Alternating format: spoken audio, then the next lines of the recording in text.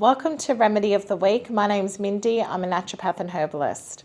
So today I'm going to be talking about a remedy that we use in both herbal medicine and as a nutraceutical. So it's nutrition and it's herb. So it's amazing that it can be both. And I'm going to explain this a little bit further, but it is something that's been used since ancient times. And we are very privy in the Western world to have access to this amazing powerhouse of a medicine. So what is it? Something that you may know very, very well in your everyday life, but it is cacao. So cacao is an amazing remedy that we use for so many different things in not only herbal medicine, but in nutrition as well.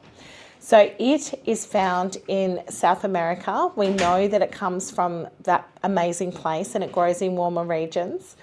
It is from the botanical family Malvaceae. So that's very, very different and unique to the cacao species. So the parts that are used of the cacao plant are the beans or the seeds, and it has amazing abilities. It has amazing properties. So what are some of the properties that the beans have? Well, it is an antioxidant, anti-inflammatory, hypocholesterolemic, so that means that it reduces cholesterol, hypoglycemic, nootropic, and mood modulating. So mood modulating means thymoleptic in herbal medicine terms, but basically it can enhance cognitive function and calm mood down as well and balance mood. So that's why a lot of people find that they crave chocolate if they're going through, some unstable moods or issues that way too, not only because of the sugar side of things, but because of the profound effects that cacao can have on the body. So indications for cacao, and we're talking about cacao, not cocoa, even though it will have some similar properties. Cacao is a much more bioavailable form and it is less processed than cocoa. So it is indicated for things like cardiovascular disease, obesity, type 2 diabetes, metabolic syndrome, constipation, dysbiosis, IBS, and mood disorders. So that's a fair list of things that it's great for, but unfortunately the way that chocolate is utilised in the Western world is with milk and sugar, and it is actually processed even further down to something called cocoa. So cocoa can be good for you, but it is not as herbalistic or bioavailable as cacao.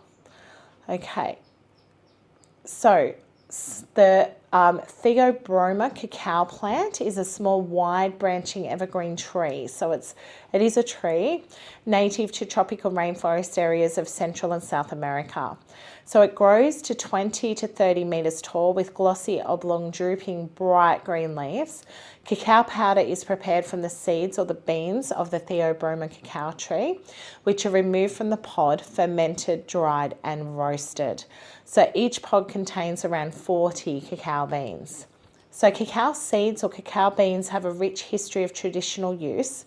The Mayans and Aztecs used cacao to prepare a drink made with roasted beans and hot water referred to as xochitl, often flavoured with cinnamon and pepper. So they have, supportive properties as well with the cacao. So it was known as food of the gods, and it was used in celebrations to commemorate ceremonies as well. So huge traditional use for thousands of years.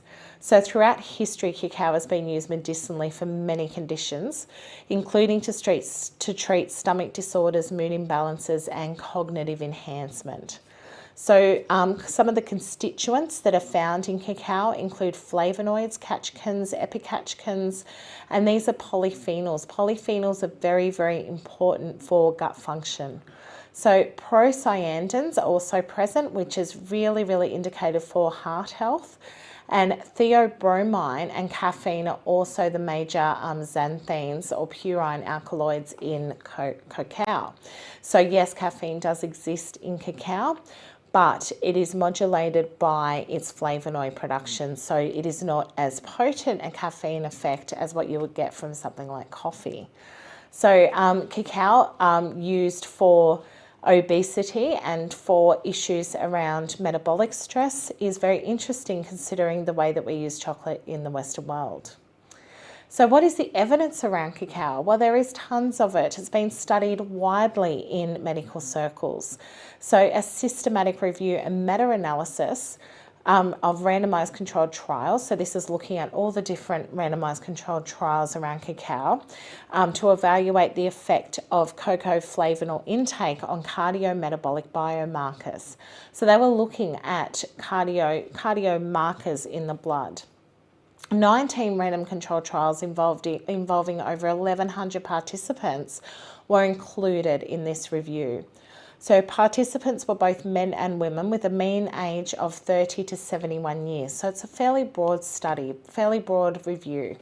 So existing comorbidities amongst participants included things like hypertension, which is high blood pressure, coronary artery disease, diabetes, being overweight, hypocholesterolemia, which means high cholesterol, metabolic syndrome, or mild cognitive impairment. The amount of cocoa flavonoids range from 166 milligrams to 2,110. So there was a big variance in the amount that they were given. And the intervention duration ranged from 2 to 52 weeks, so 2 weeks to a year. Cocoa flavanol intake significantly improved insulin sensitivity and lipid profiles.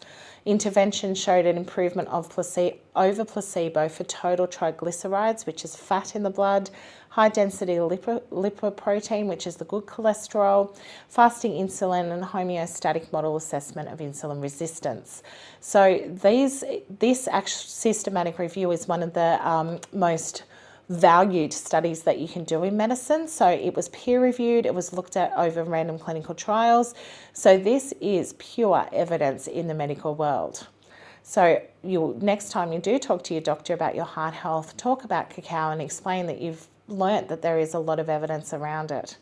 So in this clinical trial, the effect of lycopene and in dark chocolate on the gut microbiome was investigated with 30 volunteers, so 15 males, 15 females. They were recruited for this with the mean age of 40 to 60 years of age. Participants were moderately obese with BMI ranging between 30 to 35 with elevated serum markers of inflammation and oxidative stress. Treatment with cacao over 1 month, only 1 month, resulted in increased relative abundance of lactobacillus, in addition to reduced inflammation and oxidative damage and reduced LDL cholesterol, which is obviously the bad cholesterol. So it increases the good and reduces the bad. And this was another measure, peroxidase activity of oxidative stress reduced as well in the study. So there are plenty of other studies of this herb as well if you want to go and look at those. But these are just some of the ones that stand out to me as a clinician, because I find that when you're working with medical practitioners and you're endorsing something to take herbally or nutraceutically, when you have the evidence to back what you're saying or what you're supporting, it actually helps to get them on board. Okay, so cacao itself, outside of its popularity of chocolate, it's important medicinal food for cardiovascular disease, type 2 diabetes, microbiome restoration. It is an amazing prebiotic with polyphenols, constipation, mood disorders, cognitive decline, and exercise performance. So it is an incredible superfood with herbal medicine properties. Okay, so I'm going to show you some cacao things that I use. So we can see here that I have some cacao nibs. So these are organic cacao nibs. So these are not chocolate or cocoa or any of those things. So these can be used nutraceutically. You can use them to make treats. You can use them to just snack on. You can even break them down into a bit of a powder and make coffee with them or cacao with them. Using a coffee machine, you can do that. They can be ground up into a beautiful kind of residue. They've got a little bit of that beautiful natural fat in them, and they can be made into like little cacao balls. We often do it with dates and cashews to give it a really beautiful flavour. But yes, a beautiful dairy-free, sugar-free snack that can give you the bioavailable amount of cacao to help you increase your intake. So in herbal medicine, the way that we use cacao apart from eating it is in formulations. So I have 2 formulations that contain cacao as a herbal medicine in here. This is a Metagenics product called Resist X, and it is basically for glucose metabolism. So this helps people who are insulin resistant, pre-diabetic, who are struggling to get their sugars to balance. It is an amazing formula, and what it has in it is some of that cacao there. So over here you can see that it's the Theobroma cacao at quite a good level. So there is over 2.5 grams of the dried seed or the dried bean, and the actual constituents that are extracted in here are about 556 milligrams. So this is a wonderful adjunct with everything else combined in there to help reduce sugar, including things like chromium and cinnamon. Remember, we spoke about the Mayans and Aztecs using that special drink that contains cinnamon as well. That would have helped them balance their blood sugars, and it would have helped them with their energy. So it is amazing that this has been combined together, and that has been looked at in the clinical studies as being effective at reducing insulin resistance. So found in those kind of formulas. It's also found and used, this is one of my favourite gut powders called Prebiotica Regen X. So prebiotics, cacao has the ability to increase polyphenol activity and increase that lactobacillus in the microbiome. So it has a microbiome effect, and so we use it in gut formulations too. So in this formula we have some partially hydrolyzed guar gum, we've got some acacia gum, slippery elm fruit pectin, but we also have Theobroma cacao, and it's the raw cacao powder, organic raw cacao powder. So you can even powder your raw organic cacao nibs and use them as a prebiotic yourself.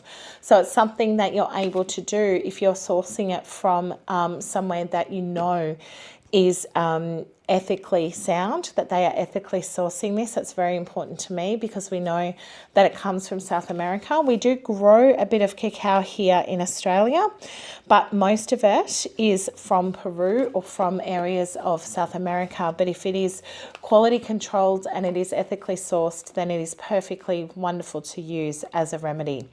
Thanks for watching. I hope you've enjoyed that. But if you ever want to get your hands on some cacao and start incorporating it into your daily routine, I suggest you do so, but make sure you talk to your doctor first or your health practitioner first if you have any major medications or major illnesses. Thanks for watching.